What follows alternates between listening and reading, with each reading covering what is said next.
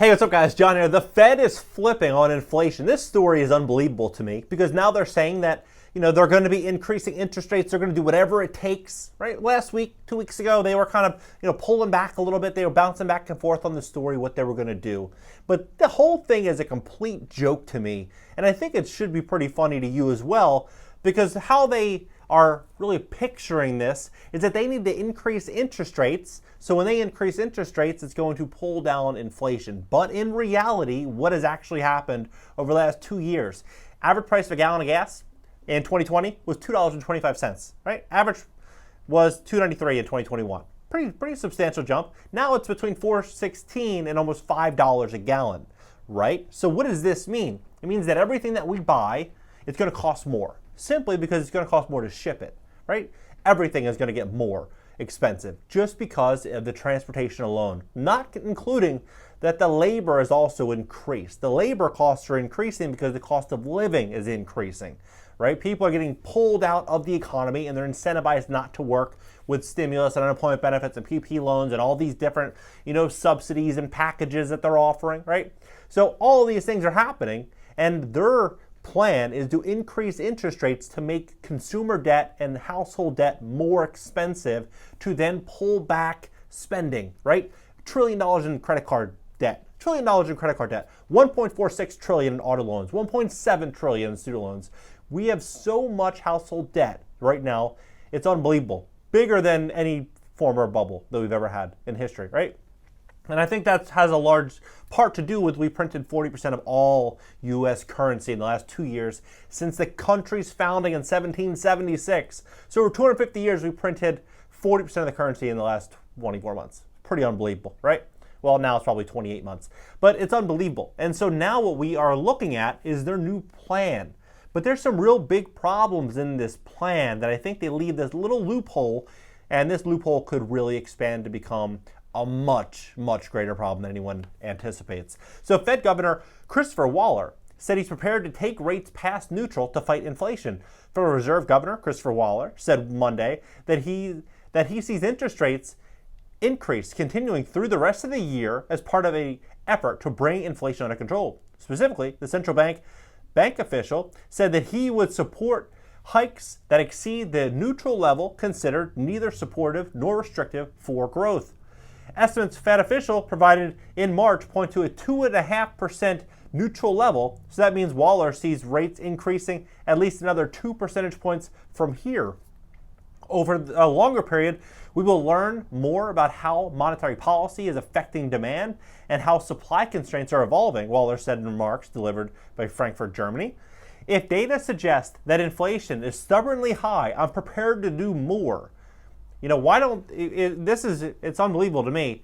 He's prepared to do more to pull back. What they're basically saying, what they're doing, is they want to pull back consumption. So they basically want to restrict people from purchasing. They want to restrict people from spending and stimulating the economy because people are going to have they're going to have less money. They're going to have less options, right? Less mobility. And so all this is going to do is bring down our quality of living in a massive way. That's what we are going to be seeing here, right? That's what we're going to be seeing here. The statement supports sentiment reflected in minutes from here. The rate-setting Federal Open Market Committee meeting held early in May. The meeting summary said officials believe a restrictive stance of policy may well become appropriate depending on the evolving economic outlook and the risk to the outlook.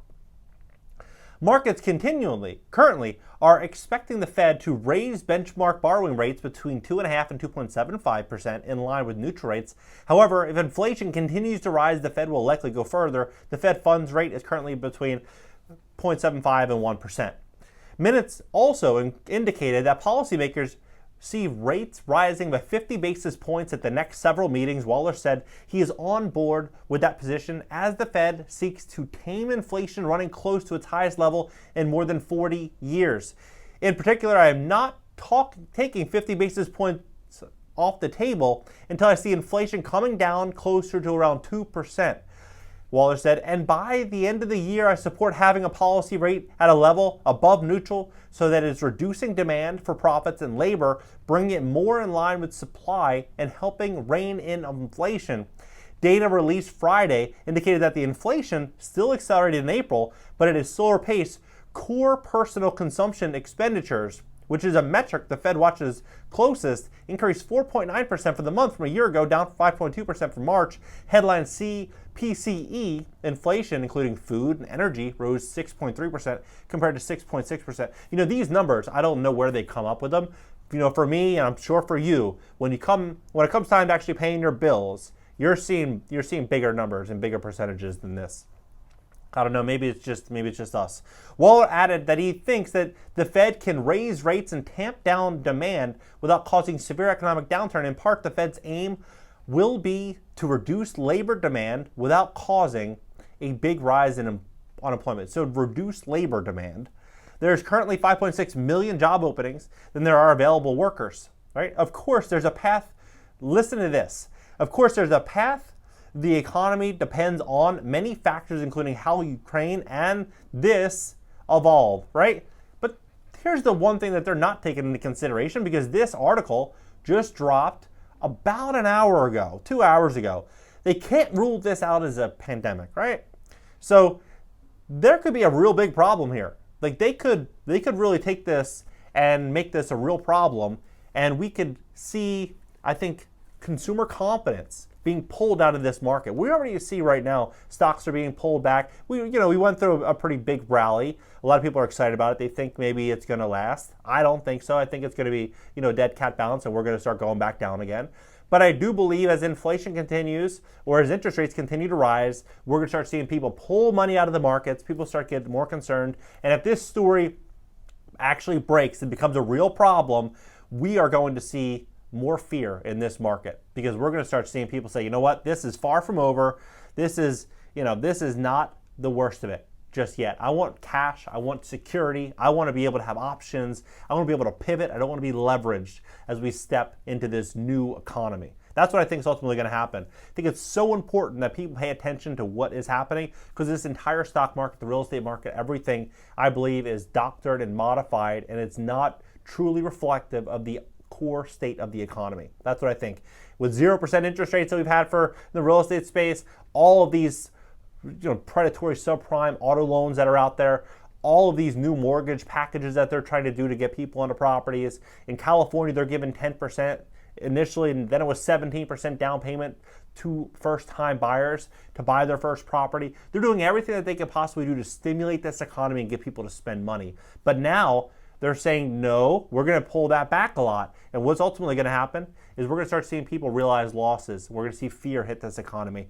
If you want to make money online, if you want to get access to credit, really, really good credit, of course, you have to qualify for the income and you have to, do your part. But in terms of actually having a great credit score, if you need assistance with getting a great credit score, my team is the best. If you want to get started on YouTube but don't know where to get started, join cashnow.video, work with me, and learn about real estate, YouTube, and how to get a great credit score to take advantage of the pain that's going to be coming in this market. Drop your comments below. Subscribe here. The links are below. Hit the like button. And also subscribe to my second YouTube channel. It's going to be a podcast and an interactive show starting this week. And LinkedIn, Twitter, Instagram, everything's in the banner. I'll catch you guys later.